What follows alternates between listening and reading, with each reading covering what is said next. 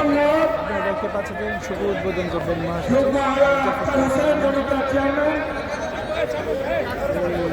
city club মাঠ মুহূর্তে সম্পূর্ণ পরিস্থিতি করেছেন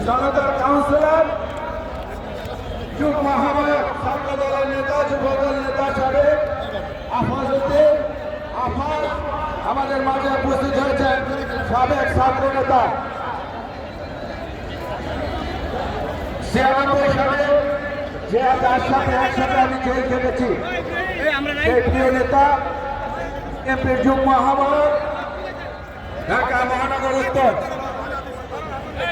ইতিমধ্যে আমাদের মাঝে উপস্থিত হয়েছেন আদালত থানা বিভাগের সিনিয়র যুগ্ম আহ্বায়ক